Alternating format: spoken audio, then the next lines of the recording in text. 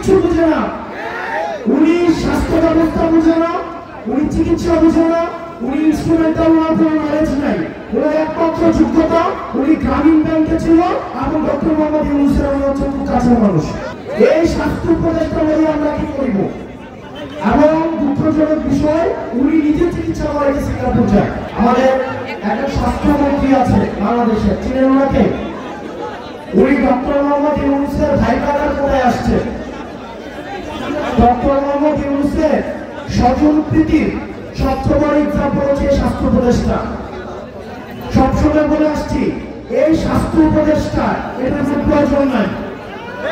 আপনারা দেখছেন আমার কোন ধরনের অ্যাক্টিভিটি? উনি যে বেতনটা নেয়, এই বেতনটা হারাম হবে। উনি যে গাড়িটা চলে সরকারের টাকায়, এটা হচ্ছে জনগণের সাথে বেইমানি। এই স্বাস্থ্য উপদেষ্টা এটা কোনো কাজের না। উনি কিচ্ছু বুঝে না। উনি স্বাস্থ্য ব্যবস্থা বুঝে না, উনি চিকিৎসা বুঝে না, উনি ইনস্ট্রুমেন্টাল নলেজ নাই। ওনার একমাত্র যোগ্যতা উনি গ্রামীণ ব্যাংকে ছিল এবং ডক্টর মোহাম্মদ ইউনূসের হচ্ছে খুব কাছের মানুষ। এইটাই ওনার যোগ্যতা। এই স্বাস্থ্য উপদেষ্টা বলে আমরা কি করব? এবং দুঃখজনক বিষয়, উনি নিজে চিকিৎসা করাইতে সিঙ্গাপুর যায়। উনি চিকিৎসা করাইতে নিজে সিঙ্গাপুর যায়। এখন আমরা বলে তো হচ্ছে বিরাট বেজার হয়, আমরা বললে রাগ হয়। রাগ ওনাকে নিয়ে একবার কথা বলছিলাম, এরপর উনি আর আমাদের সাথে কোনো যোগাযোগ করে না।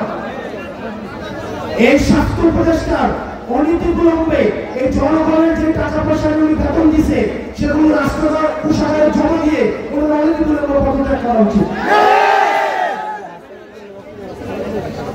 প্রিয় ছাত্রবাসী, আমরা উত্থানের পরে রাষ্ট্রটাকে ঢেলে সাজাতে চাইছিলাম, কিন্তু দুঃখজনক বিষয়, আমাদের স্বাস্থ্য ব্যবস্থা আগের মতো, আমাদের আইনশৃঙ্খলা ব্যবস্থা আগের মতো। আপনি আমাদের দেশের সিভিলিয়ানরা কখনো হিরো হয় না, যার কারণে আমাদের এই যে মাহিরিন ম্যাডাম, যিনি এই মাইলস্টোন কলেজের 20 জন শিক্ষার্থীকে নিজে উনি উদ্ধার করেছেন, পরবর্তীতে উনি নিজের জীবন চলে গিয়েছে, উনি নিজে নিহত হয়েছেন। আমরা মাহিরিন ম্যাডামকে আমরা রাষ্ট্রীয়ভাবে আমরা যথাযথ মর্যাদা দিতে পারি না, এটা আমাদের ব্যর্থতা। এই সরকারের কাছে অনেক প্রত্যাশা ছিল, প্রত্যাশার পারও দিন দিন কমছে।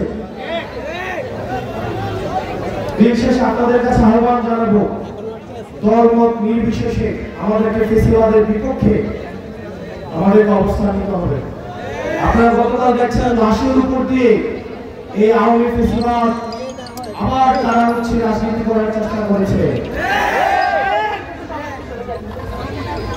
আমরা ফেসিবাদ বিরোধী রাজনৈতিক দলগুলো সুতাহত, যারা বাংলাদেশকে ধারণ করে আমরা সুতাহত, কিন্তু আওয়ামী লীগ যদি ফেরার চেষ্টা করে তাহলে এই শক্তিতে পরিণত হয়ে এই আওয়ামী লীগের চ্যাপ্টারটা আমরা ক্লোজ করছি।